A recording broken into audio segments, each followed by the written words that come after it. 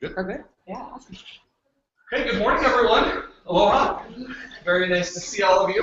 My name is Jason Markey. Welcome to the Hawaii Engage Summit, session number 1. The first thing I'd like to do is explain very briefly what this session is. So if it's not what you're looking for, there's like 13 other wonderful sessions. Not that I'm trying to scare anyone away, but I want to make sure that you understand exactly over the next hour what we're going to talk about. Then I'll introduce myself and we'll get started. So this session is not how to use Twitter. Like, we're not going to log into accounts and learn how to use it. It's not how to use Blogger, but it's more kind of the bigger picture and how we can leverage social media with our students, with our schools, at the classroom level, at the school, the district level, and really embrace it as a very positive thing. And then we'll have a very honest conversation about when that veers off path and some negative things happen and how we can deal with that. So it's going to hopefully be a little bit more of a conversation to kind of build some of those ideas. That make sense? Everybody go with that? All right, very good. Like I mentioned, my name is Jason Markey. I am a principal from suburban Chicago. How many of you have been to Chicago before? Anybody? All right, very good. So if you flew into O'Hare Airport, you've been in the airspace of our school district. We're literally border O'Hare Airport. So our campus is about 5 minutes away from the airport. We're fully soundproofed by the FAA. That's how close we are with the jets flying overhead. We have about 1,800 students in the high school that I teach at. So, and over the last 4 years, 4 years ago, we went one-to-one. So we were one-to-one with Chromebooks in, what was that, 2011 and 12. One of the first schools in the country to work with Google to go one-to-one with Chromebooks. So we've been doing that for a while. So if you have any questions along those lines, I'm going to be around the next 2 days. I'd be happy to chat with you about that as well. And coincidentally, it's my 4th year as principal there as well. So I served as assistant principal in the same building, and then I was actually a social studies teacher for several years in the same building as well. So I've been there for quite a while. My Twitter profile is up there, and then the bit.ly link that's on there, 212 EMpower, will take you to a PDF of these slides. So it'll kind of give you a lot of the resources and the talking points, but I'm happy that most everything is just searchable, because that's kind of the point of this. Our school is kind of online, so it's very easy to find everything that I'm talking about. Okay, let's go ahead and get started. We're also, you'll notice Wendy Gordon back here. Hi guys. Doing a lot of work furiously. So we are broadcasting live for this session, as we're doing a number of, how many sessions? We're doing 5, including the keynote today. Okay, so the keynote is streamed live, so people that aren't here are there. So you guys everybody wave, hi. You're being broadcast to, I don't know, at least a few people are probably tuning in. Yeah, I got 15 people so 15. Far, 100 people signed up. So right. If you are online, folks, hi. If you're online, you can join us, and you guys too, at todaysmeet.com/edtechteam. We'll have that back channel all day long, and there's people online sharing questions and Twitter handles. I mean, if you're online, we're giving away a cardboard to somebody today during the session. But thanks so much for joining us, and all of you, when you're not here in Hawaii, stay tuned for sessions on air just like this, so you can patch into Jason wherever he goes. So that's it for me. But we'll take questions at the end. From anyone online, and I'll be on the back channel too. So take it away, Markey. Thanks, Wendy. And maybe you can tweet out the back channel too. The BIT. Yeah. Today's meet. So if anybody wants to join that and see some of the questions that are coming in, and then we can certainly kind of patch into that as time allows. And then the thing with on-air sessions like this, how many of you use Google On-Air with Hangouts? Nobody? A couple of you? The nice thing is it's automatically archived on your YouTube channel. So whoever hosts it, it's not just that you're seeing it live, but you have the opportunity then to come back to the session or the recording whenever you want. So that'll be posted live, right, Wendy? Totally. Cool. Very cool. All right. So let's get started. So the first thing that I like to talk about is our school's vision, because I think a very important part of this conversation is that you understand a little bit about our school, because that ties in directly to how we use social media. It shouldn't be two separate things. All right, everything that we do in our schools is completely tied to our vision. So how many of your schools have like this long mission and vision statements that's probably framed in a bunch of places in the school? Yeah. How many of you can repeat it for me? Verbatim. Yeah, you got it. Let's hear it. See, learn, and empower, cultivating a community of innovators. Let's give our hands. That's okay. That's okay. Administrators can get a hand too. I'm okay there. So anybody else know theirs by heart? It's a rare thing. I was very impressed, but I like yours is fairly succinct, right? So that's nice. Many of our vision and mission statements are like 8 phrases, right? And it barely fits in the frame that are in our classrooms. We have the exact same thing of life. And one of the things that I talked about when I was interviewing for the principal position, and again, remember, I'd worked in the building for a long time, about 8 years collectively before becoming principal. I knew that, right? I was a teacher there. I knew students there. I knew they didn't know our big mission and vision. I didn't know it as a teacher, right? I wasn't walking around and spitting it out verbatim right off the top of my head. So one of the things we talked about is we were going to boil that down. We didn't want to change it. Obviously, a lot of people, a lot of stakeholders worked hard on building that. But we wanted to make it something that rang a little bit more true to our students. So we basically boiled it down to 3 very basic phrases that encapsulate everything that's in that mission statement. Okay, so it's very simple. The first one is just to be kind, right? Many of our mission statements, I'm sure, have something along the lines of being good citizens, being responsible, all of those things. We keep it simple. Everything we do, we want to start with kindness. And so that's a consistent message that you'll see all around our building. We'll talk about it consistently. The next one is to find your passion. So at Life, I'm very, very proud as principal that we are a comprehensive high school. Meaning we're the only high school that our students really have, the only public school that our students have the option of going to. And very, very few of our students that live in our community are going to go to private school. Just the situation there is that their best option usually for them and their families is the public school that's provided for them. So I'm very proud that every school that walks in every student that walks in our building, I can look at them, I can look at their parents and say, we are going to give you the opportunity that meets your passion. And we're going to help you find what you're passionate about if you don't know yet. So we have over 60 clubs at our school, we have 25 sports, we have a really rich elective track in a number of different areas, from advanced catering to mechanics to machine tool to engineering courses, and obviously all of the traditional courses. So this is something that's really, really important to us, that students start with that baseline of kindness, and then they really take advantage of the opportunities that we have. And then the last one has been kind of our overriding, kind of that middle of the frame in the mission statement, that big vision statement, which is commit to excellence. Right? Does anyone have anything similar to that? There's any football fans, the Los Angeles Raiders, that used to be their thing, commitment to excellence. You know, it sounds really good, but when I became principal, I started to ask people, what does excellence mean to you?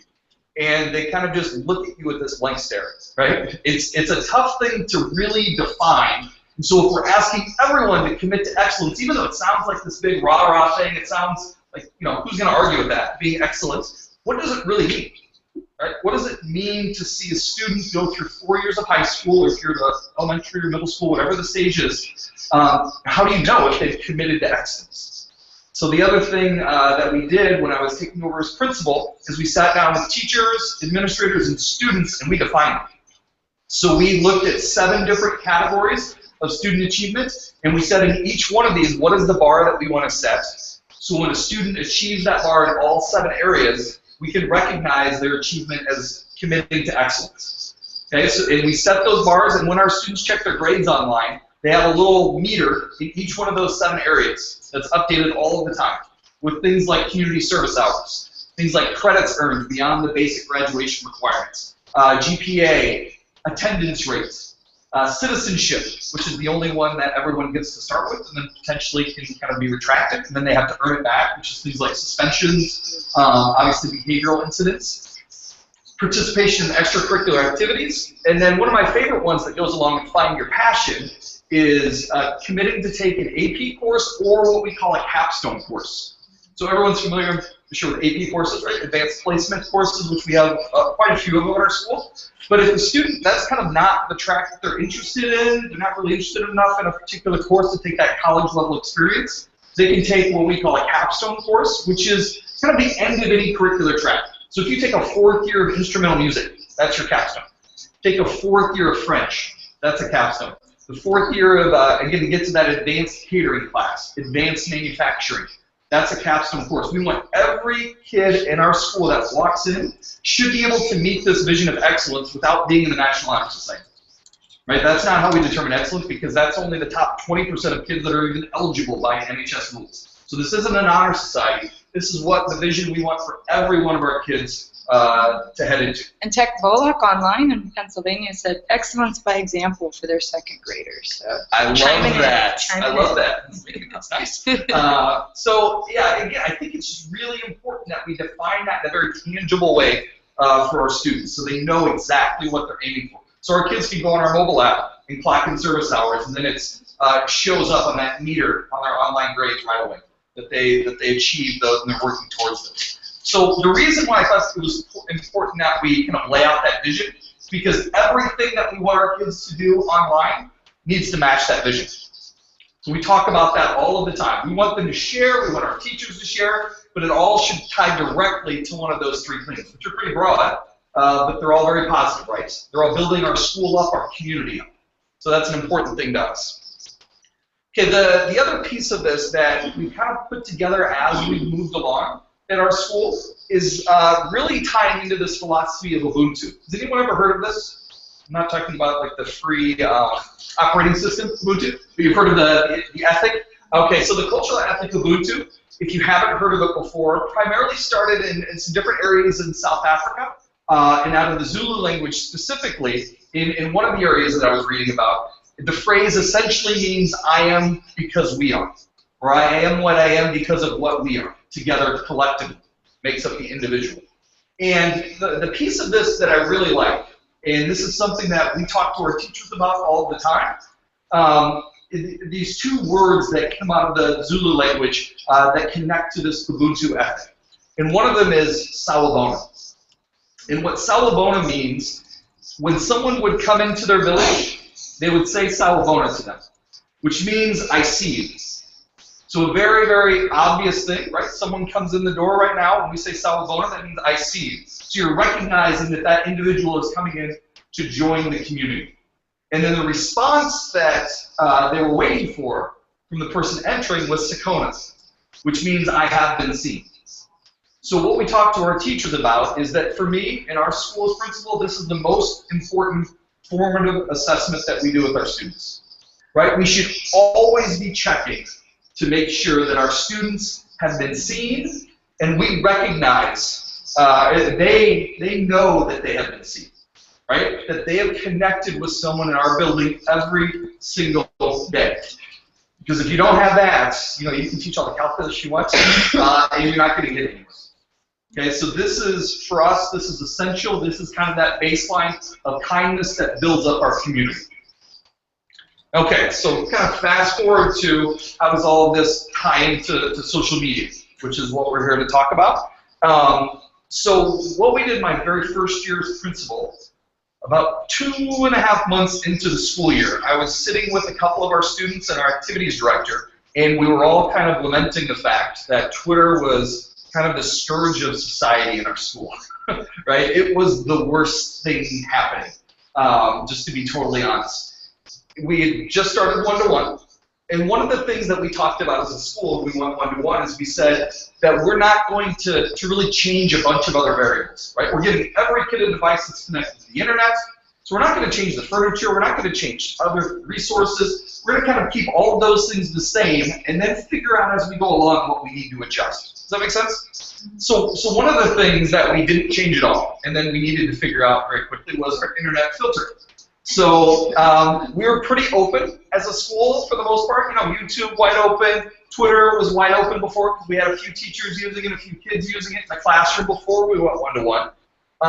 What we honestly just didn't anticipate fully was how big a difference it is for a student to be sitting in front of a screen in their classroom, right? We all say, oh, the digital native, they've got this figured out. I get that, but they don't have it figured out in school yet, right? That's part of what we need to do. Teachers are still essential in the equation when you introduce technology, probably even more important than ever. So we needed to still be able to have that conversation. Unfortunately, Twitter kind of was this runaway train very early on in the year. So kids were worried about what other kids were saying on it, right? Teachers were worried about what kids were saying.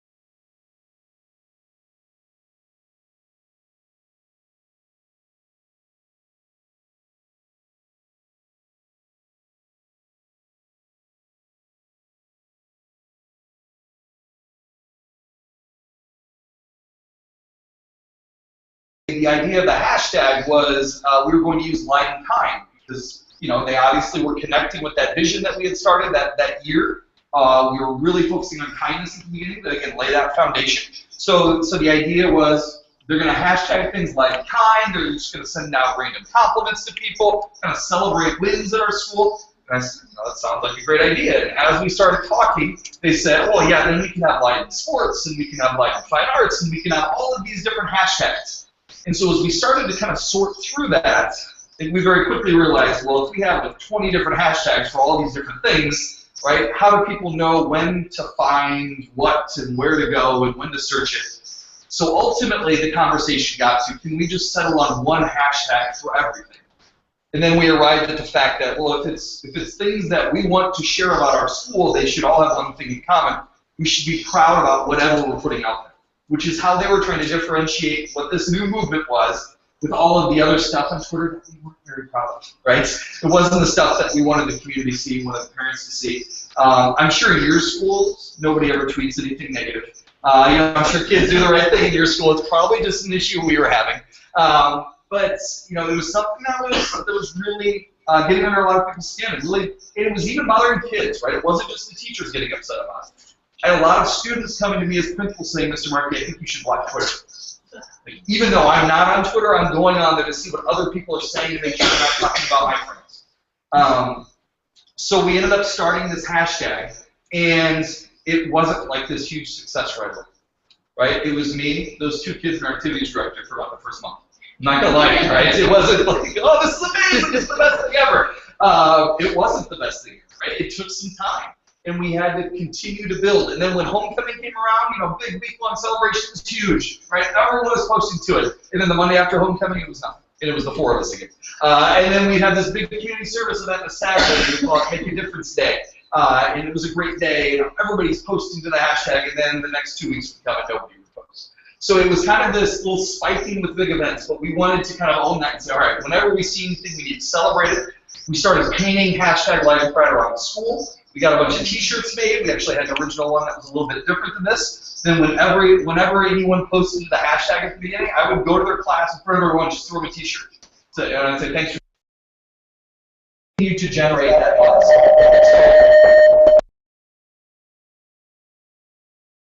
You're so nice. So it took a little bit of time. But again, I want to share with you kind of the reality of this conversation.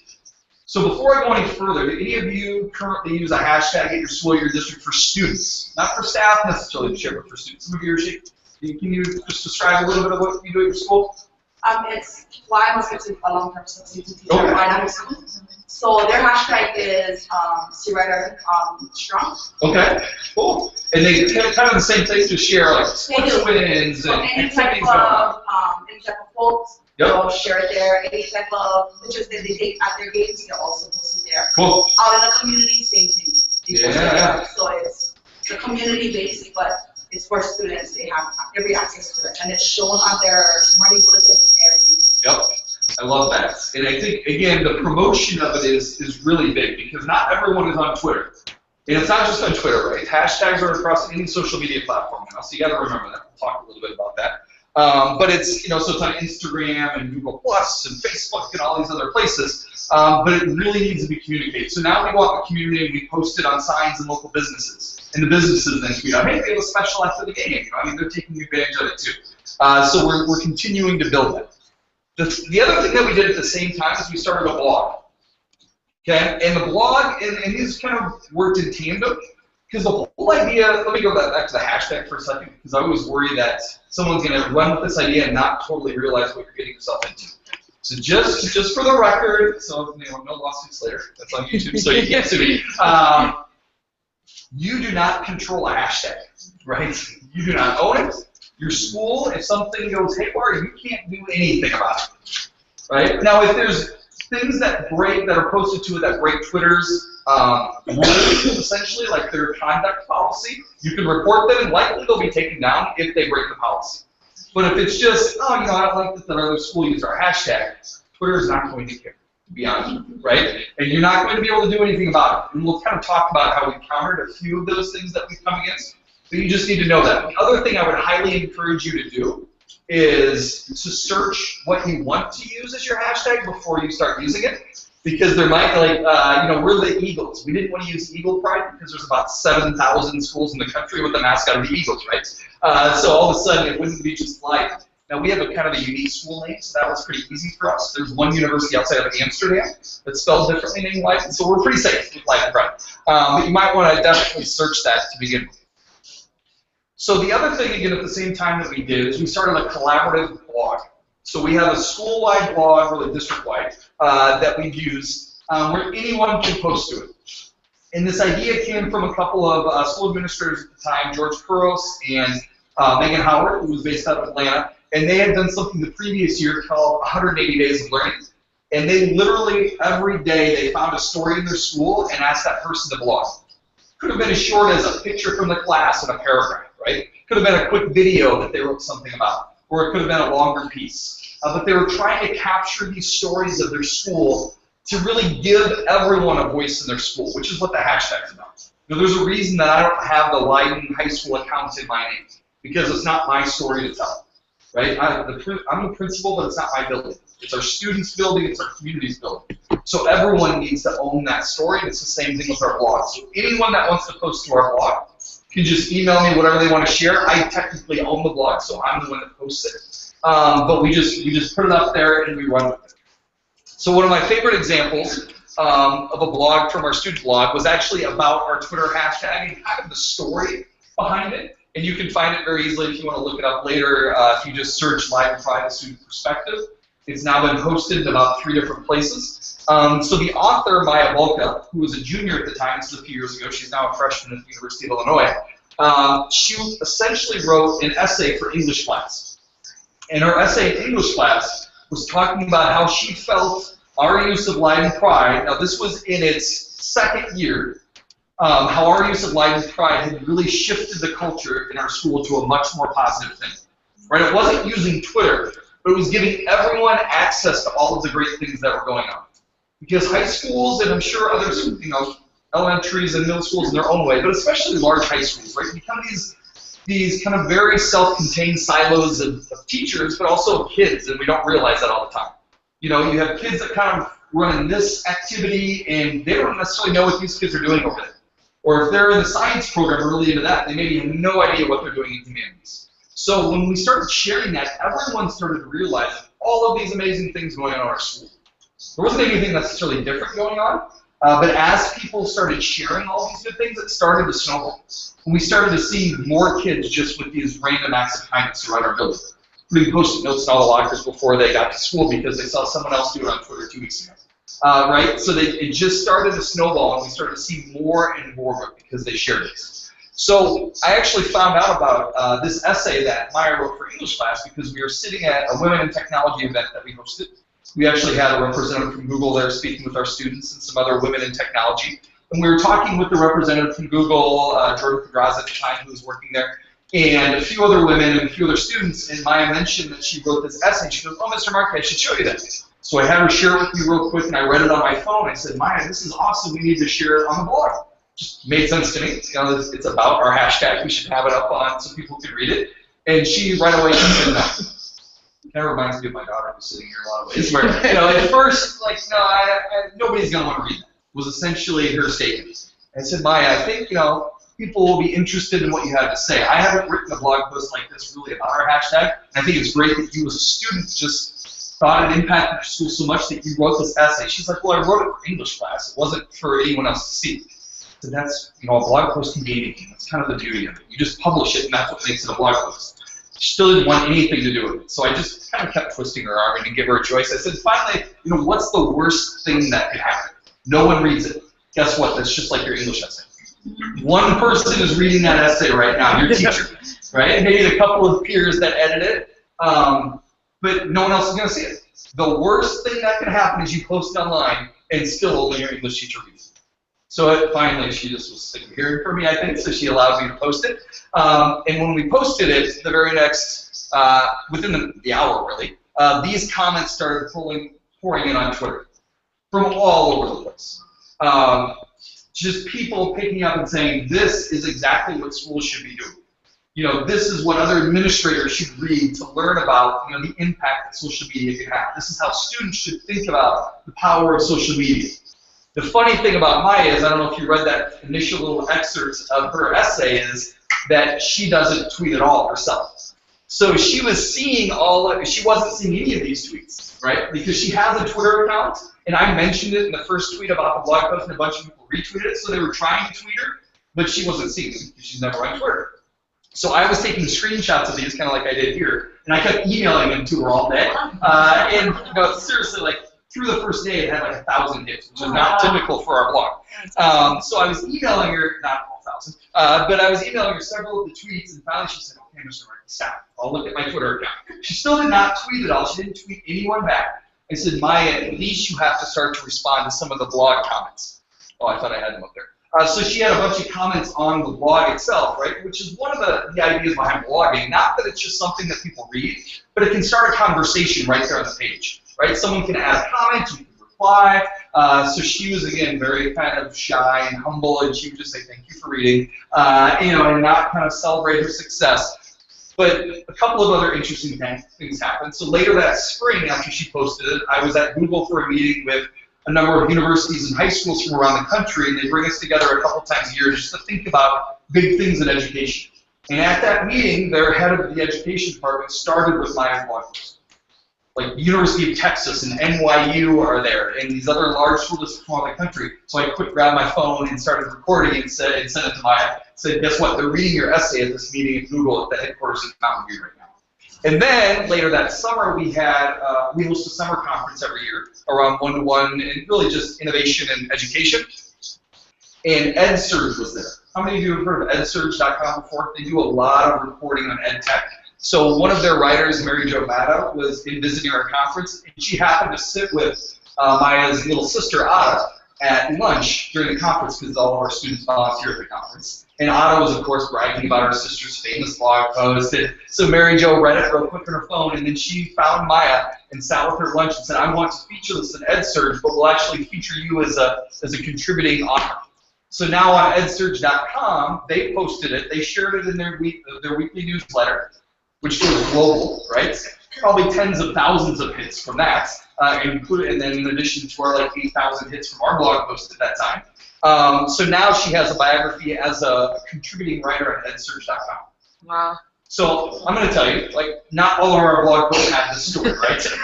So we have like 180 other blog posts that don't have this story. But this is the possibility, right? That's what I love about technology is it blows the roof off what the potential of anything is that you do in your school, right? If you do a project that's just a physical thing that someone sees in your school, it's great. There's nothing wrong with that. But if you snap a picture of it and post it, now the potential is maybe some startup calls you and says, "Hey, what are you working on there?" Right? Another school sees it and they start the same project, and that's kind of spreads like wildfire. One of my favorite quotes from the book Where Good Ideas Come From is "Chance favors the connected mind." And I like to kind of twist that in this use of sharing what we do is chance favors the connected school. So I feel like the more that we share as schools, the more these sorts of things can happen. Okay, so enough about Maya. Let's kind of move back into kind of the Twitter. Does anyone, first of all, have any questions about the blogging idea? I'm not going to talk a lot more about the blogs. We've actually, the first 2 years, we really hit that hard. In the last year and a half or so, we haven't blogged much because more and more students and teachers are starting their own blogs, which was kind of my hope, right? I did originally the collaborative blog because, how many of you have your own blog? It's pretty typical, right? I have one, and I don't even like to raise my hand anymore because I don't post to it enough. But it feels like this huge commitment to have your own. But if your school had a collaborative one, and you maybe got tapped on the shoulder once a year to post to it, it's not that big a deal, right? And if you have all of your teachers and some of your students posting to it, you could have 100 posts in a year. It'd be easy. And you have this one blog for your whole school. So that's kind of why we went that way. But since then, we've had all these spin-offs. We have an assistant superintendent now that started a podcast channel. We have our dean that blogs every day, and this guy hates Twitter more than anyone in the world, and despises all social media, and he has a blog now. And he blogs something good that he sees in our students almost every day. It's called the Soaring Eagle blog. And if you met him, you would be the most shocked human in the world if you do get a blog. And I'm going to show this now that it's on YouTube. I don't know if you're going to chat later about how to get these teachers involved. That was a question that came in the back channel as well. This is awesome, and my students love it, but how do you get teachers on board? It's what's online, and somebody said that they encourage, the principal encourages, so that encouragement is a huge thing, and then support each other by setting up accounts. So any ideas you have for the back channel, or are these guys in here for getting them on board? That up because, one of the first things that I did my first year as principal is we did a lot of quick after-school optional, like 25-minute getting started on Twitter workshops, and then I do a level 2 and kind of get people going a little bit more, and kind of talk about, are you using it more for professional reasons or more to share what your class is doing, what your students are doing? And then I started a list of all of our Twitter users and our staff. On Twitter, you can start lists. So we have a District 212 list, and I think now we have something like 200 staff members, and that includes my secretary, Peggy, at PeggyK212. Check her out, she's awesome. And she has her own Twitter account, and she actually captures our live and right tweets every week and shares them with staff, and we're going to start sharing them with parents as well. So yeah, that's a great question, but I think you just have to continue to talk about it, and it starts to spread. A handful of people will get it, just like those couple of students at first, and then more and more will build. Okay, so a lot of what we're talking about kind of seems like PR, and that really isn't the purpose at all. The purpose, and that's a great side effect, by the way. You know, a lot of people know about our school because of this, but that's not, like, we're not recruiting. We're a public high school. You have to live within our district to attend, so that's not the reason we're doing it. The reason we're doing it is so every student and every staff member knows that they have an equal voice in our school, right? It's not just the person that's featured in the newsletter. Anyone can tweet to the hashtag. And the other thing is we really value student voice. So at any point, they should be able to share what they're thinking. And they know they have a channel to do that with our hashtag. So sometimes it can be kind of innocuous things, like this quick example here. So this is Amina Patel. This is from about 1.5 years ago, actually, this example. But I like this because it's not a real powerful example, but it's very simple, and it acknowledges how important these things are to kids that maybe we don't think are that big of a deal. So you can kind of read the conversation here. Kids know that if they tweet me, they get an answer right away. If they email me, it might wait till the end of the day. So they often tweet me if they want to, you know, teachers as well. Come to room 212, Mr. Markey. So they'll often do that. So she was just trying to set up a meeting. Okay? And then about 5 minutes later, my secretary at PeggyK212, she showed me this, because she followed on Twitter, and she showed the screenshot of my appointment with Amina, because I sent her a Google Calendar appointment, and then Amina tweeted it out, because she was so excited that she had an appointment with the principal.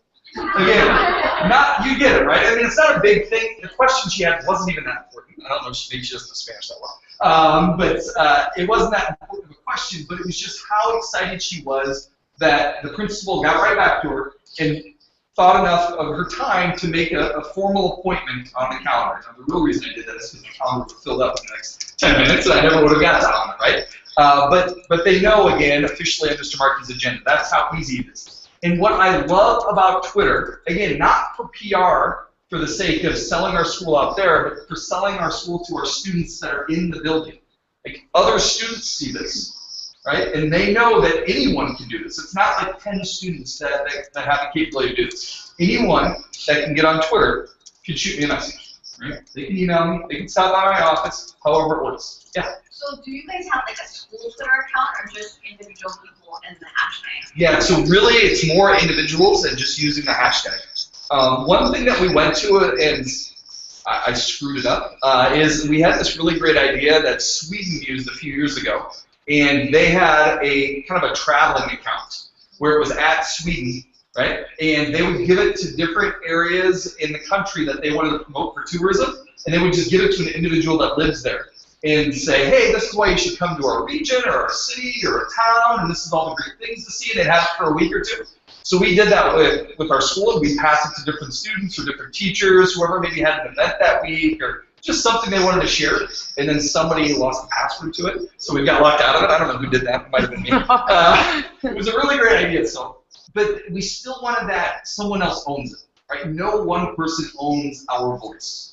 Now, again, our athletic director has the sports account, right? So he's tweeting out the scores. But now he knows how to use a hashtag. It took me about 6 months to teach him. But he's on board now, so he posts it to the hashtag. So it's more really about sharing from wherever your account is to our common channel. Does that make sense? Yeah. Cool. All right, so this is a good time to kind of stop and maybe for at least 30 seconds or a minute, just chat amongst yourselves, and we can talk about this. But I'm always interested in going into it. I don't think there's a right or wrong answer to this, because I think it's a really important conversation, and for you to consider on your own, is whether or not to follow your students on Twitter. Okay, so how many of you are on Twitter, first of all? That's an important question. Okay. It's kind of old now, so I'm kind of more Instagram. Okay, sorry, I'm old news. You can be on Instagram too. It's all I good. think all this stuff applies to, or even Snapchat even. Oh, you know? absolutely. Yeah, and I'll talk about that, how we've looked at other social media platforms as well. Instagram is used just as much. What's that? Snapchat, you don't use Jen. It's not allowed. Under 13 rules, we'll talk about later this.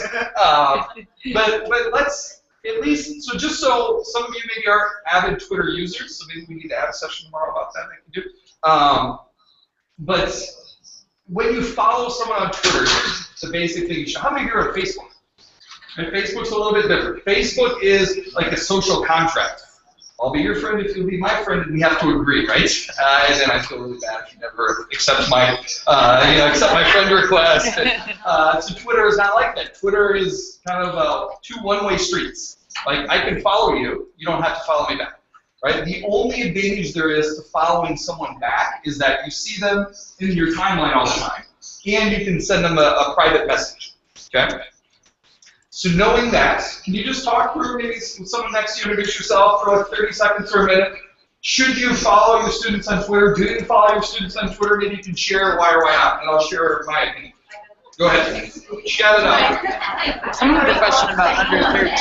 Maybe you can chat with online really quick. Yeah. What would you? Most elementary schools have. Okay, cool. Yep. But Lori had a good idea about that. That's what I'm yeah. going to share. Let's do that.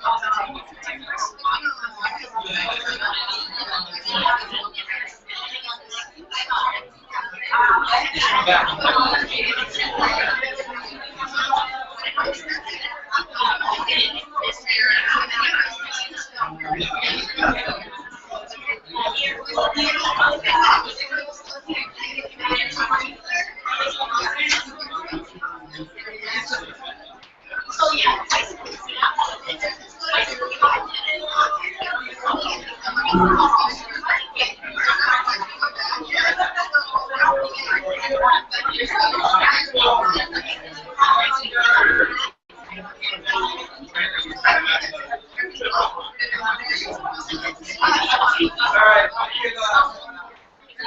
let's just share out a little bit. For our friends online too, before we get to this, there was a quick question. How many of you are in elementary schools or middle schools? Okay, so the under 13 Twitter rule here is, the Twitter policies, if you're under 13, you should not have an account of your own.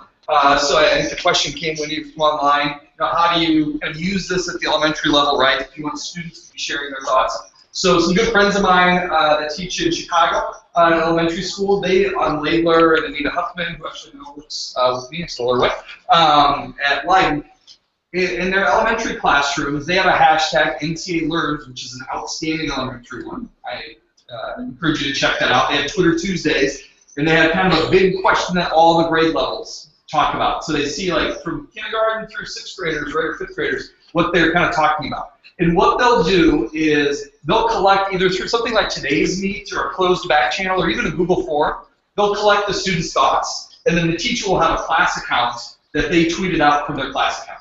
So basically it's filtered through an account the teacher controls, but you're still giving students the opportunity to share. Does that make sense? So that's kind of the simplest maybe way that I've seen that. But let's kind of steer it back to the follow or not. Anyone want to share a thought or two that you had in your conversations here? It's always an interesting topic. And first of all, I should say, this is kind of like my hashtag disclaimer, and then I'll go to you and then you. Whatever your district says, that's what you need to do, okay? So, does anyone's district have a policy specifically on this? Some states do. Okay, Hawaii obviously not the case. All right. What was question? You are going to follow students that you need to have a separate school-based account versus kids being a part of your personal life outside of school. Gotcha. Okay, so maybe, and we have a lot of teachers that do just that, right? Maybe they're coaches or club sponsors or even teachers, and they want to use it specifically for school, so they do follow students a lot, and maybe they've separated that account. Some of them have, some of them haven't, to be honest with you. Do you have a thought? Yeah, well, we usually don't, we kind of have an informal policy about following students and all that, but there was a recent incident at our school where there was like a threat that was posted on the school, and it happened after school, so there were a lot of rumors and stuff that were happening the following day, and so a lot of us as teachers, we actually had to figure out from students what they were posting. Because there was a lot of rumors saying, oh, school's going to be canceled, you know, all this stuff was happening, but that was all through social media. And so between us as teachers, we're like snapping, you know, screenshots and saying, this is what the teachers are posting, or this is what the students are posting. We're sending it to admin saying, hey, this is what's being posted on Twitter, on Instagram, and all that. So you need to get a handle on this. You need to make a statement as an admin, you know. And so in some ways, I can see where it's dangerous, you know, for having following students in their personal lives. But then in some cases, it's good to know what they're saying. Because for us, for me, it was an eye-opener saying, oh my God, you know, within an hour, you know, this got blown way out of proportion, and so many rumors have been flying around because of that.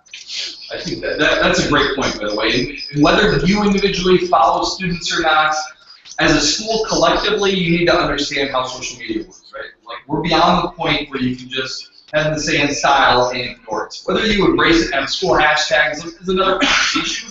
You need to have an understanding of how all of these forms of social media work. Snapchat, Instagram, you know, Vine, this is kind of around a little bit to talk about an example of that. Twitter, Facebook, right? Because they're all going to come into play in different ways.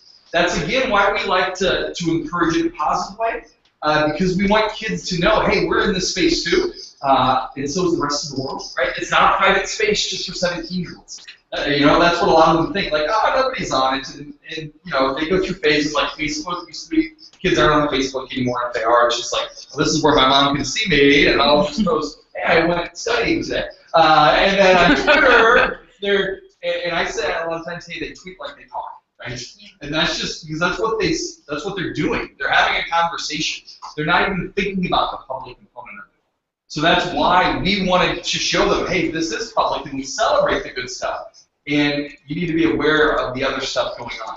So I have made a decision, and I did blog about this actually, when I used to blog, that I do not follow our students. So I'm extremely, extremely active, obviously, on Twitter and social media with our school, but I tell our students, and I'm very open about this with them, that Light and Pride is our conversation as a school. I look at everything consistently all of the time on that. And we have conversations about that when things go outside of what our vision is, right? If it doesn't match those three things that we talked about, can you repeat our vision for me? Yeah, find your passion. I love it. They know our vision. You gotta get your schools up for it. All right. So, I mean, that's why you want it to be that simple, right? So when I talk to kids about a tweet that maybe goes outside of that, I can just simply say, hey, remember, this is our conversation. You tweet whatever you want out there. You need to know there could be consequences. You need to know other people are seeing that. But when you attach our hashtag to it now, that is part of our conversation. Now, we try very hard not to make that a disciplinary conversation, right? So, I mean, unless, now certainly if it's another disciplinary offense, if they threaten another student in front of school, that's not a Twitter issue, that's a disciplinary issue, right? But if they're just saying something off color, right? You know what I mean? But so they're using profanity, something like that, which we've had a handful of times. You know, that is a conversation. And what I've never asked a student to do is I've never asked them to delete it. What they've always done after that conversation is delete it as fast as they can, right? Because they understand after that conversation that, you know, okay, I get it. I get where the line is. You have your space, that's why I don't follow it. If you want to tweet us, and you can tweet it, you might have other issues down the road, but understand this is our conversation as a school. So that's kind of where we draw the line. Another thing that, you know, I told you at the beginning that our hashtag was really slow going. It's not the case anymore. I haven't looked at it obviously in the last couple of hours because I've been a little bit busy. Has anyone looked at it since you've been in here? No? Okay. Feel free to check it out sometime. Usually, every single day, there's a post. Right now, our school is on spring break. It just started actually today was the first day. But I would wager that there's even posts today. Outside of mine. Okay? I don't count myself because that's too easy. It's an easy win. But every day, even in the summer. So this is an example of, I think, Padilla a couple years ago when she was a sophomore. She said, hey, I hope it's not too late to put suggestions in for school. I know some students would enjoy our ROTC class at Leiden. And she used the hashtag LHS10X. One day in April, we took a day and we had the whole school kind of shut down, actually 2 days, the whole school shut down. The juniors were doing their kind of state testing. We had all of our freshmen and sophomores lead each other in interest. They kind of ran their own conference, basically. Anything they wanted to do, they could teach other kids. So we had kids teach each other video editing or hairstyling or dancing, whatever they wanted. They signed up for each other's sessions. And then we took half of that time each day to talk about these 10X ideas at our school and our community. What can we do? What are big ideas we can tackle to make our school a better place? So this was her like 2 months after that, still tweeting to that hashtag in the summer. We've been out of school for 2 weeks at this point.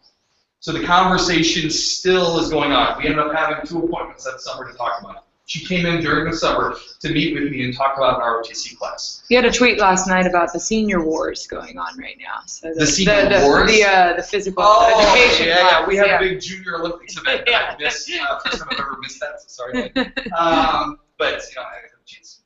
So I took the vacation day on that one. It was not a hard choice. But yeah, so that was, so you'll see a bunch of pictures from that. That's kind of a big day for us. But then the logo that you see up on the screen and on our t-shirts there with Lucy and I, this was something in like July, a couple of years ago. A student sent me and said, hey, I was thinking about our hashtag, and I think if we had this logo out and we put it on bumper stickers and around the community and had more shirts printed, more people would know about our hashtag.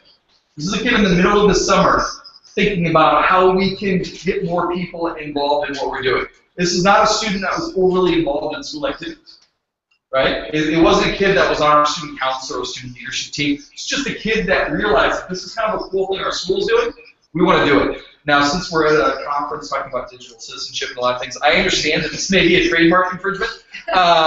So what I did, and I told him that, I said, we may not be able to use this. So I sent a web request into Twitter on their trademark usage rights page, and I never heard a response, so I just assumed they were okay with it. So now we might have to edit that piece out of the YouTube archive. But we don't sell these or anything. We just give them away at different events we have and give to students. But again, that's a student now that has designed this. It's our second student design of the hashtag and the t-shirts. The other interesting thing we talked about, kind of the PR component of this, and we didn't do it for that reason, but some interesting impact.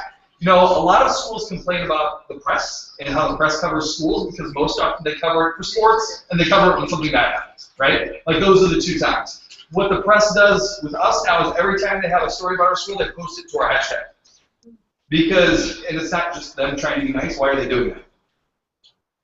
They want more clicks on their website, right? And they know if they post it to our hashtag, kids will see it, parents will see it, community members will see it, our school will see it, we'll retweet it, right? We have a lot of people with quite a few followers on Twitter now in our school, so when we retweet it, it gets a lot of clicks. And they even mention our kids by their Twitter names, so @Sadie Caputo was one of our seniors last year in the softball team. They'll mention their Twitter names on their tweets about the story. And think about how that makes a kid think about what they're tweeting to their account, right? Sammy's got to think about, hey, this newspaper reporter that was at the softball game went and searched my Twitter account and now is tweeting. They might have seen everything that I tweeted. Now, Sammy's account is probably all good. I know Sammy pretty well, but other kids are seeing that, right? It becomes a powerful thing even without having that conversation. You know, because we can do, and we do, we have the big talk where I have all the kids in the auditorium and talk about digital citizenship. We spend a lot more time talking about the positive than we do the negative. And then when something happens, if Sammy would have tweeted something kind of off the beaten path a little bit, we have a conversation about it. And that's an authentic conversation about it. It's not the, be careful what you tweet, you might not get a job in 10 years, right? It's a real conversation about what's going on. Okay. So I told you we talked about when things go bad a little bit. So I'll give you I've never told this story in any way that's archived. Yeah, let's go. The second year of my tenure as principal, I thought it was going to be my last, when I was getting ready for the first day of school for my second year, right? And the first year when I was hired, it was the last year before our superintendent retired, who was one of my mentors, Dr. Robbins, an absolutely wonderful person that I was lucky to be able to work with, but she retired at the end of our first year. So if any of you have been through superintendent changes, that's a nervous time, right? So you're like, oh my gosh, I hope it turns out okay. And one of the things that I was concerned about is like we were doing some things that were kind of pushing the envelope. And Dr. Robbins was very supportive of, hey, I don't know what's going to happen when we have a hashtag. Somebody could just take it and run with it. I'm not going to be able to do anything. But she was confident about what we were doing with our culture, and she supported it. Luckily, Dr. Poliak, our new superintendent, was all on board as well, and has become very much a connected superintendent. He even started a national superintendent Twitter chat in the last year, so he's become very excited about it. So the first day going into school, I decided to get on Twitter. This is when we didn't, it wasn't super popular still. This has just happened the first year. And I said, hey, Light and Pride, I'm excited to see you at school tomorrow.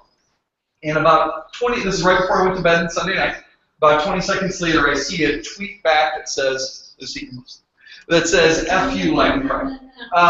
It didn't just say F you, of course, they had to spell it out. So I was kind of just thinking, right, as I was sitting there wanting to go to sleep desperately, because the first day of school is tomorrow. I never sleep very well on that night anyway.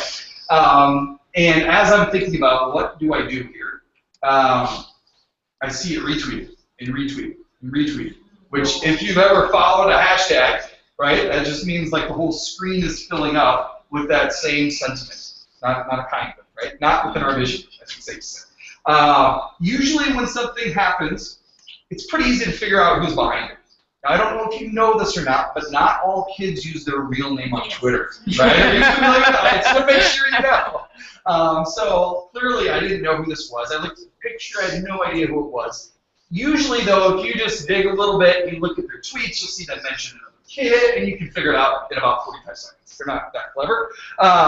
This one I had no idea. No other tweets in their history matched line when I searched. Had no other students of ours that were connected. I seriously think it might have just been someone out there that just wanted to mess with us, right? Which you can't control. So I was stuck a little bit. Now, if this happens today, I'll tell you what happens. If somebody tweets something negative to our hashtag, I get about 3 emails within 30 seconds from students, and they're telling me what it is, they're sending me screenshots, and then they're tweeting and retweeting positive things. Because what does that do? It like scrubs it, buries it. But at this point, we didn't have that many kids involved, so I had to kind of take a shot. And what I did was, it was the day before school, and I tweeted out to just my PLN, that network out there that I was hoping would come through. And I said, hey, can you wish our students a great first day of school and share a thought with them to Light and Pride? So what happened was, we heard from people like Holly Clark, who's keynoting tomorrow, actually, when she was living in San Diego. So she had a great tweet to our students. We heard from Andrea Nestrina, who I was at the Google Teacher Academy with, and she's out in New Jersey, tweeted us. Tanya Abbott, who's here as well, and she was in Montreal, tweeted us. James Sanders, who's here, was out in the Bay Area. And I didn't like individually contact these people. They just saw my tweet, and it started rolling in. And I'm going to show you something real quick, because this is a great tool to use to share. Because not everyone is on Twitter. Clearly, we saw that in this room. So if you want to share tweets and kind of collect them and share them with people that aren't on Twitter, you can use something called Storify. Is this still being shared? Is that good? I think I just shared you one. Oh, okay. It's okay. So with Storify, you can just grab very easily, just search something, a hashtag on Twitter, and you can see it was a lot more than just those 3 or 4. Right? So I came into school the next day, and I didn't create this. You can see it was created by Brian Weinert. There we go. Is that back on? So Brian Weinert, who is our tech director, and he put this together the next morning. No one else knew what happened. I was a little too nervous. Okay, Dr. Kulak's going to hear about it now. Nobody knew what happened at the time. I didn't call our superintendent and tell him. I didn't call Brian, our tech director, who's a good friend of mine. I was just hoping that it would all disappear. And I went to sleep that night, hoping I would wake up the next morning and only see good tweets, which luckily happened. And Brian came into school and he said, did you see this? All these awesome tweets. I collected them on Storify. He ended up putting this in our hashtag streamed live on our website the next day for the first day of school.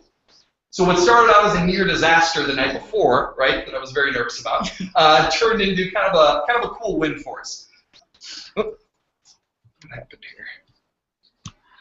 Is this on still or not? I'm sorry. Yes. Okay. So Storify is a great tool, free to use, that you can grab, and it's not just tweets. You can grab YouTube videos, blog posts, Google searches, images, anything you want to kind of create some nice visual. You can embed it, you can a link to people and share it with them. As was mentioned earlier, I'm running out of time here, but we'll get through a couple more things. There's a lot of other social media things that are out there, right? Instagram is, again, probably the most popular one our students are using, right along with Twitter, but maybe even more popular. So I use an if this, then that recipe. Has anyone ever heard that before? This is a great free application, ifttt.com. Super easy to use. You create a free account, and you create what's called recipes. And if you're familiar with basic logic, basic programming, if this, then that, right? If this occurs, then this action takes place. So whenever anyone posts to Instagram on the Live Pride hashtag, I get, then that, the Gmail alerts, so I just get an email into my inbox that has the subject of the Instagram post and a link to the post in the body of the email, automatically. Usually within an hour, maybe even a lot less sometimes. So like last night, I looked at my inbox because we had that big Junior Olympics thing, which was full of all these Instagram posts. Twitter, I usually just watch it. It's easy to watch on my phone or my computer. Instagram's a little bit funkier for me. I just don't remember to search it as much for that. So I just rely on those Instagram posts coming in. And I do that for two reasons. I do that, number one, because I feel like I have a responsibility to make sure we're monitoring that. So in case something goes wrong, I'm going to knock on this page wood here. Instagram, we have never had an issue, ever, with an inappropriate picture to our hashtag, which in 4 years is pretty amazing. We've had maybe 5, 6 tweets that have really kind of gone off the beaten path a little bit. Some other ones that were just kind of mildly questionable. But Instagram we've been very lucky with. The other thing we do, and I think this is part of the reason why, is we have like 4 or 5 monitors around our school, and we just run these as kind of like a living yearbook of our school. So we don't put all of them up, but our activities director and me kind of select ones, and we just throw them on a slideshow that's always rolling. So we have like these great candid pictures that the students take themselves, and then all of a sudden they're up in the halls, maybe the next day, and they're just rolling through all the time. So that's kind of a cool thing that the students really get a kick out of. Okay, one more quick story. It's okay if I go like a minute or two over just to tie all this together. Okay, I know it's a little warm in here, sorry. So you learn a lot when you start getting on social media as an educator that you may not know what's going on. So you mentioned, again, other social media avenues. Vine is one that a couple years ago was really getting popular. Still popular, but probably not quite the same.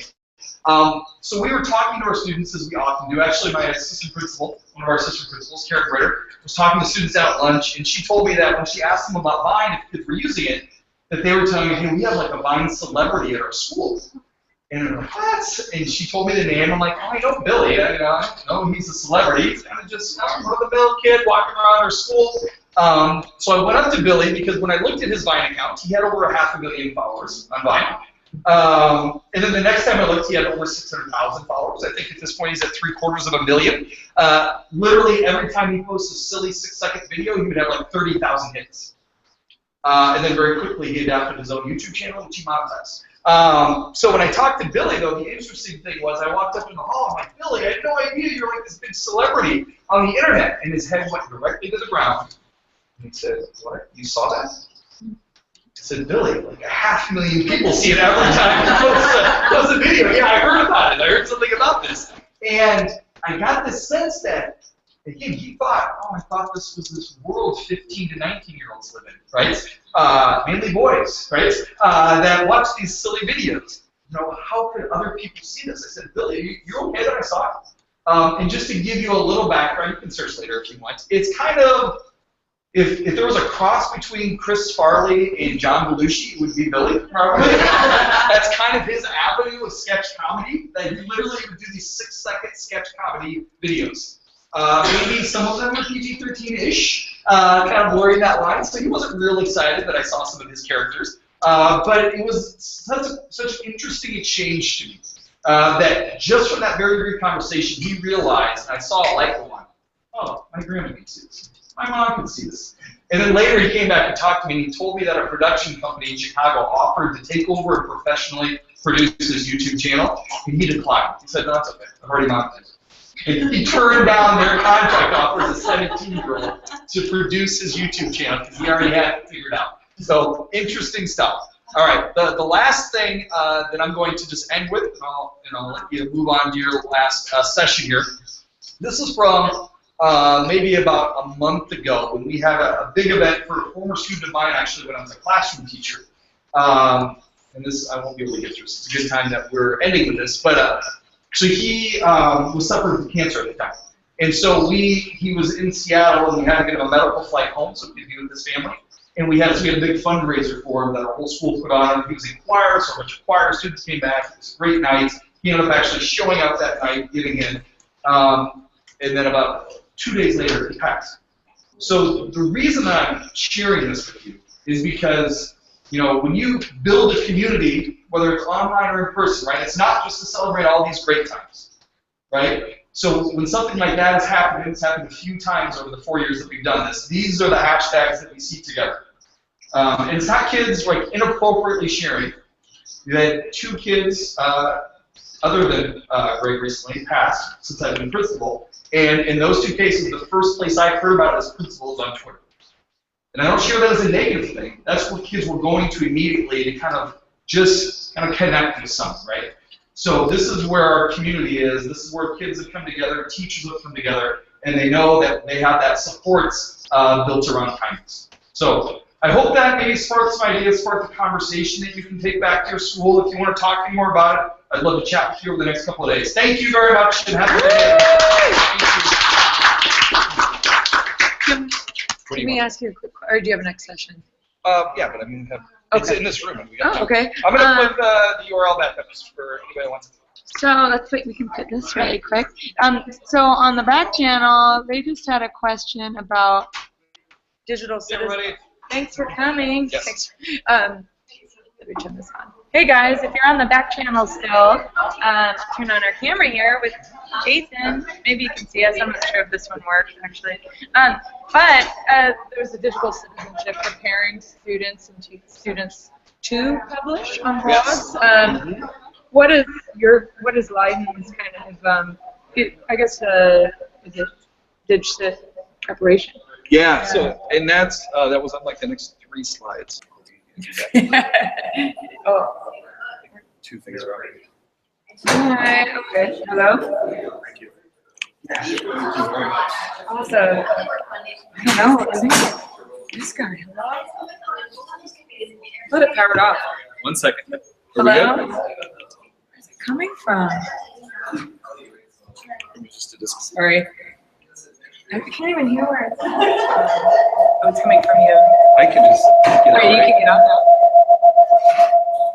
Sorry, everybody. Where is it? Oh, it's that one. All right, no, this one. And then X. Yeah.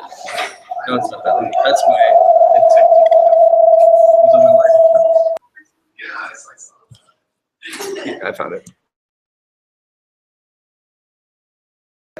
Okay, guys, we're back. So, yeah, like Lori and a few other people online were Scott too. Just, it's awesome, but that's the first thing that other teachers ask about is being afraid of that. So yeah, can you share a little bit about how you prepare them? So we actually have a required semester-long graduation requirement that's called digital literacy, and a big component of that now is digital citizenship and blogging.